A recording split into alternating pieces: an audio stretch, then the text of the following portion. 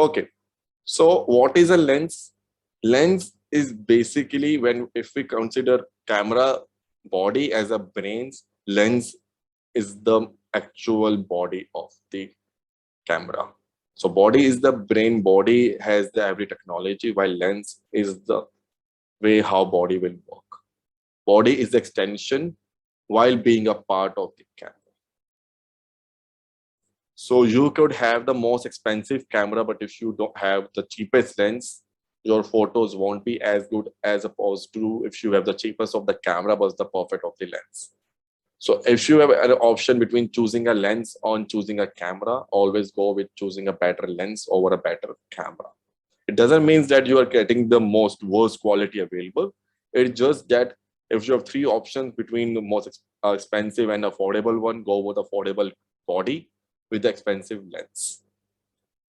Okay. So how the lens is bifurcated or how the lens is differentiated is the focal length. So what is the focal length? Focal length is the millimeter or the wide or basically the magnification of a lens.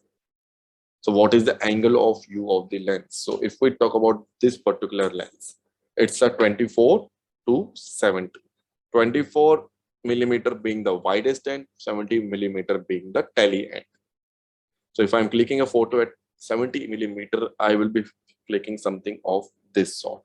Right now, my front camera is something around 24 to 26 millimeters. So that's the reason you can see a lot of me. If was say something like this, so it will be something a 70 mm would show. This will be something around 50.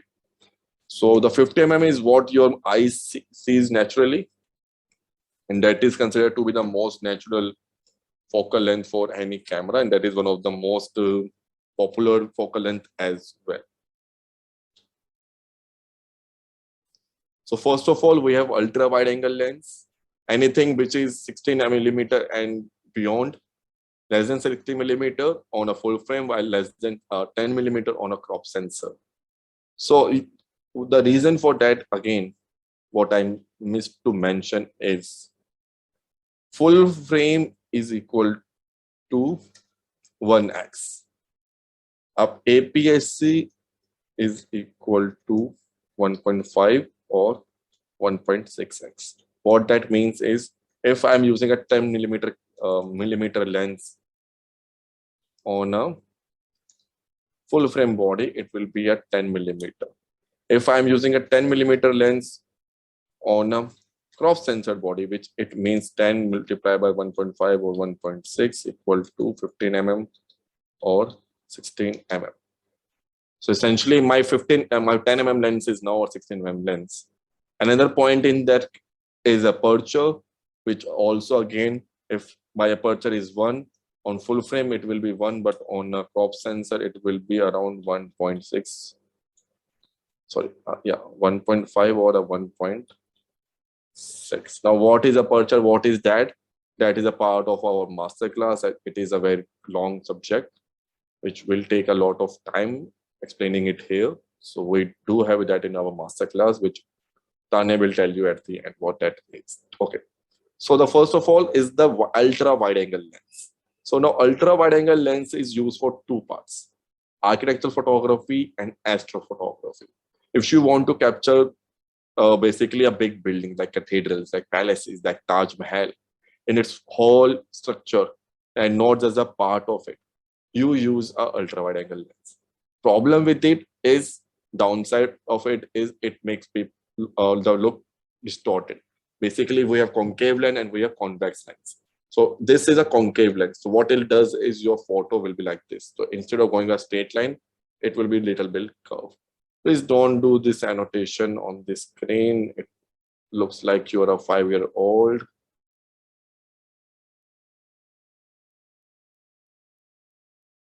Okay.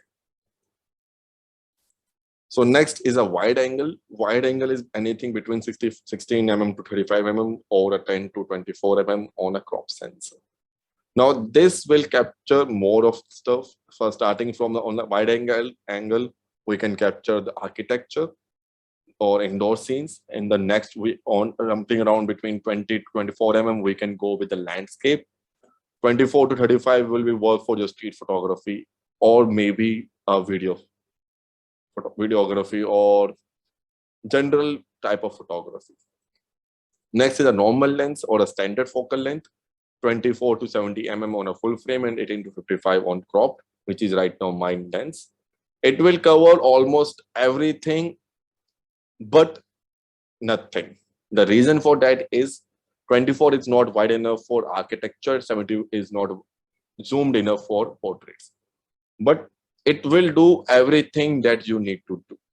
If you want to take portraits while showing your background, like as a lifestyle photographer, my job is to show everything and the garment, not just the faces. So 70 mm is enough for me, or 50 mm is enough for me.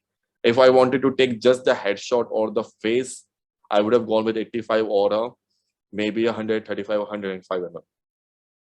So 70 mm is wide tell enough for the zoom, and I just need it for videography or maybe for landscape and travel, and which is wide enough for my usage. So that's why it is the first lens that every photographer or camera man uses. 1855 is a kit lens with the crop sensor, while 2470 is a kit lens with the full frame cameras. Next is the medium telephoto, which is 50 to 150 on crop and 70 to 200 on full frame. This is an expensive lens. It starts above 50,000 rupees for use, while a new one will cost you anywhere between 1 to 1.5 lakh rupees. And it is only to be purchased if your work is into professional category where you're getting paid for that kind of work. Say fashion shows, events, weddings, fashion events, then fashion shoots or lifestyle shoots, portraits.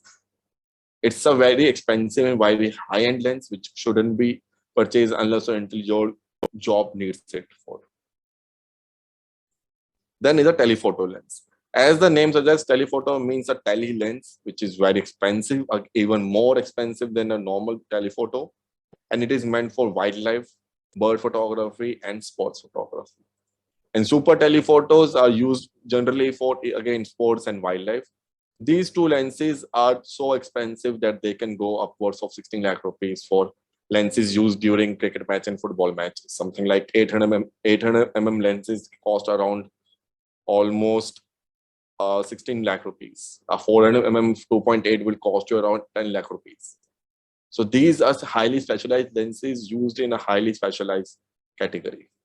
And to work with these lenses, you also need highly specified bodies, which are again expensive. Like this one shot in the photo, which is a Sony A9, cost you around 3.29 lakh rupees. Now, don't get terrified with these numbers. These are the numbers of the what we can say the flagships or the best that industry got.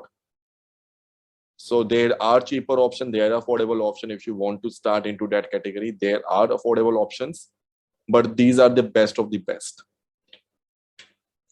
So we have two options in the cam lenses. We have prime, we have zoom. So what is a prime? This is a prime. Prime is a fixed focal length. So which means I'm only at 50 mm. If I want to zoom, I have to move forward. If I need to wide out, I need to go backwards. What is a zoom lens? This is a zoom lens. If I want to take it wide, I will zoom out. If I want to take it tele, I will zoom in. I'm not getting into much more detail in there. What is a fast lens? What is a slow lens? Again, as you can, if you can see around in here, there will be written f4, which means aperture of 4. What is aperture? Aperture is basically the iris behind the lens. So now, faster the lens, more the light, better the depth of field. Depth of field is the bokeh behind the subject. Slower the lens, less the bokeh, less the light. So for that purpose, we have 1.4 aperture lenses.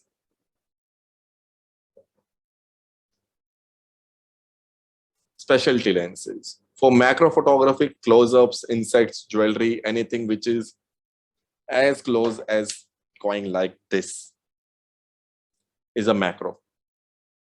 For macro photography, you need macro lenses. Tilt shift is used in architectural photography where you need to take photos of architecture, building, or something like that. And you don't want any kind of distortion or any kind of upward, downward look perspective.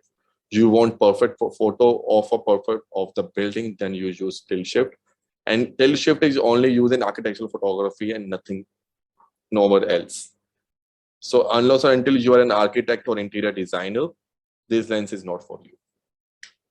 Fisheye is the lens which is the widest. It will allow you to take everything. It's an 180-degree of view, but it will also create something like of this, a bulb around your photo. A kit lens is the lens which you get along with your cameras. The kit lens which you get with the crop sensor bodies are the worst. Kit lens that you get with the full frame bodies are the best. Except for in one category, kit lens for the Sony are the worst in the full frames, while the kit lens in the Fujifilm are the best in the crop sensors. So exceptions are always there. If you're purchasing a Fujifilm, do get that 1855 kit lens. That is one of the most sharpest and the most perfectly created kit lens that I have ever seen from a brand for that price.